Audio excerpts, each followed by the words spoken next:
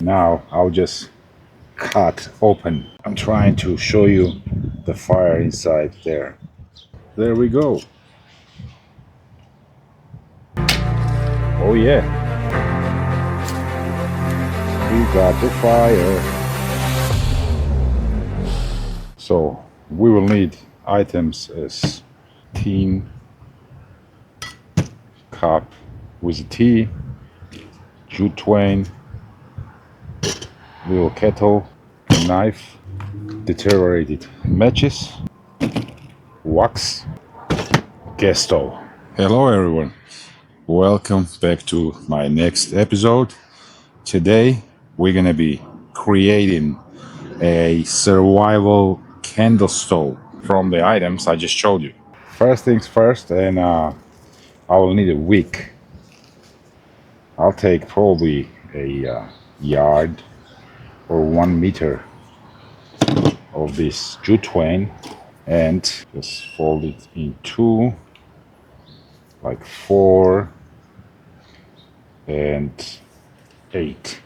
So the reason is I want to make it as thick as I think I will need to have a hot fire. I made a little knot, overhand knot in one end, and this top gonna be our wick. Now what I'm gonna do is turn it so that I'm gonna get some stress on the rope, and I'll make another overhand knot on the other end right here.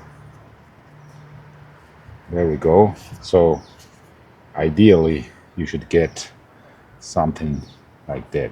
Now I'll just cut open some of these nuts at the top to easily catch a spark even from ferrous rods. Next up, of course, I'm gonna need my poor stove, which already has suffered.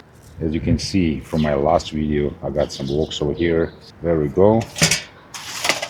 Take extra fittings out, and this tin is healthier, like you can see from my last one, which was leaking when I created a survival emergency flare, and all that wax just leaked to my stove. So just be careful. I had a rusty one, so I got a new one now.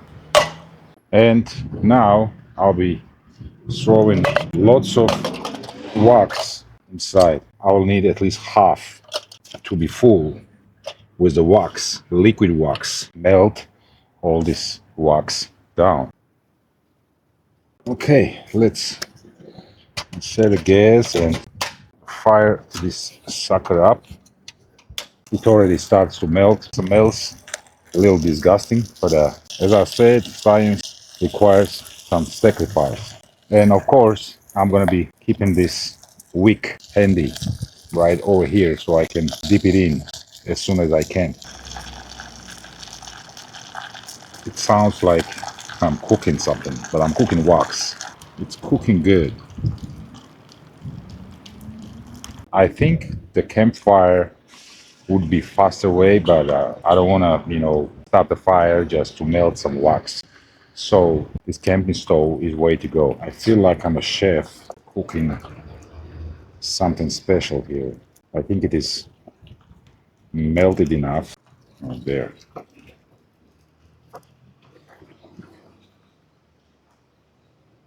I'm dipping in basically this huge and thick wick inside here, and just whatever extra I have will be just going in just like that. Hold this wick to the depths I want it to be. And now I'll have to cool the wax down. Everything's hot around, so be very, very careful.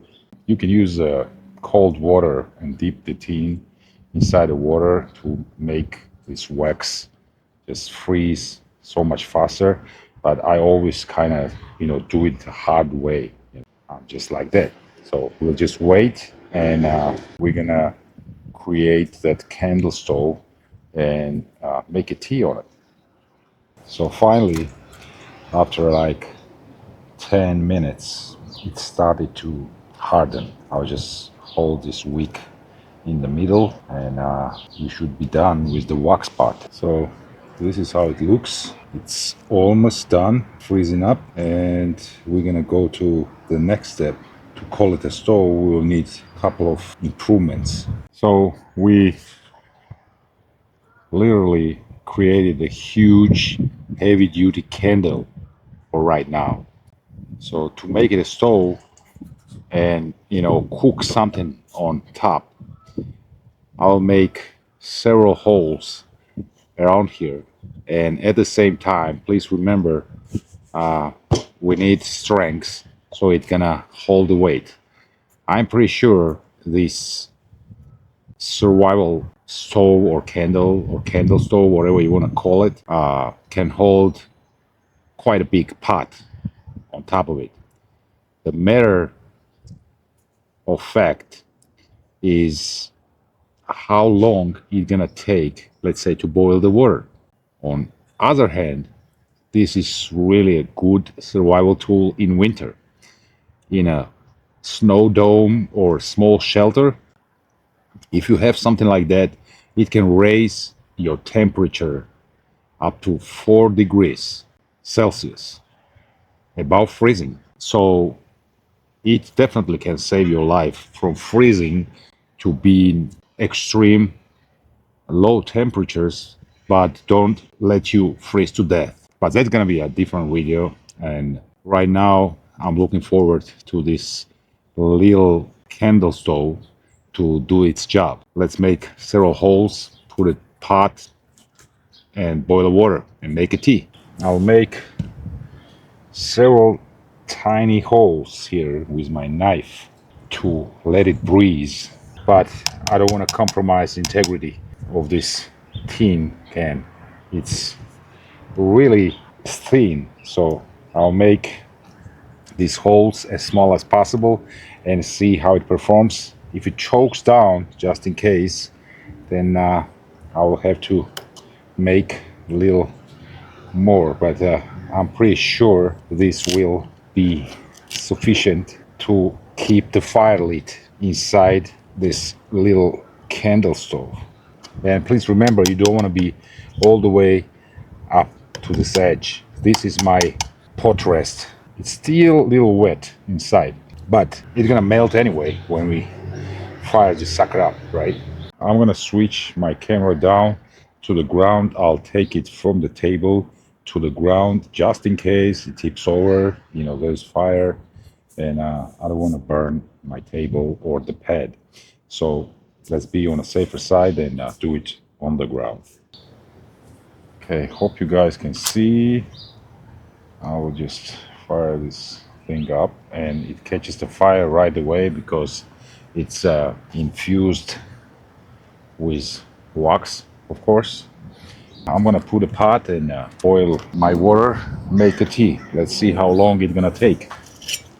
Will it choke down?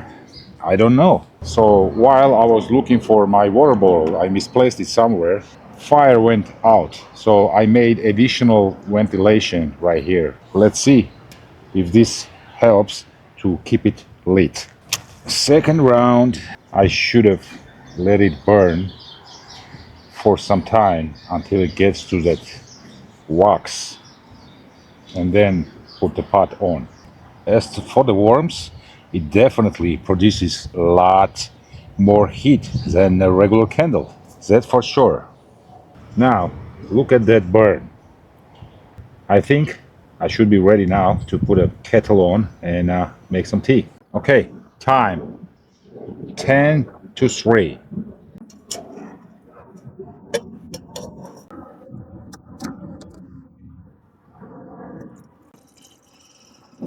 There we go.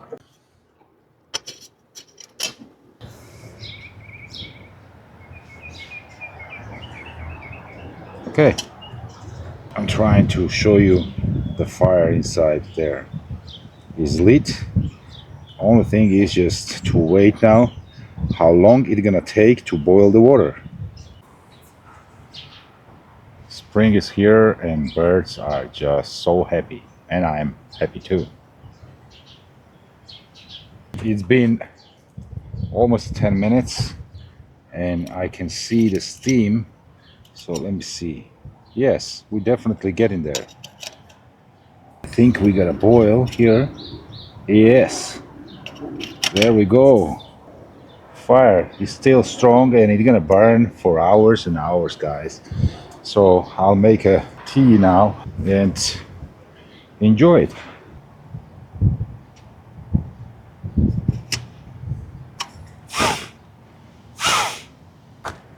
I will definitely now enjoy my peppermint tea.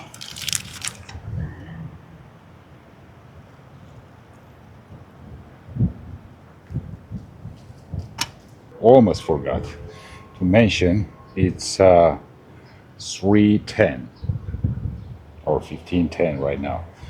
So it took probably 15 to 20 minutes in the windy conditions to boil the water, a little over 1 cup, and did its job.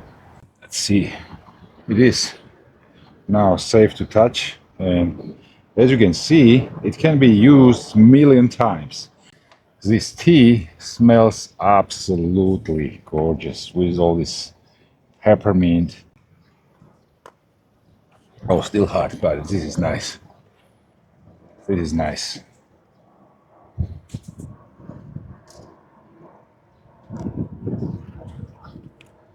So, guys, hope you enjoyed this episode and learned something new. I would appreciate your comments below, suggestions, and I'll see you in the next one. I'll put those links from the videos related, like my emergency survival flare, down below, and don't forget to, check it out. Thanks for watching, and I'll see you in the next one. Bye now.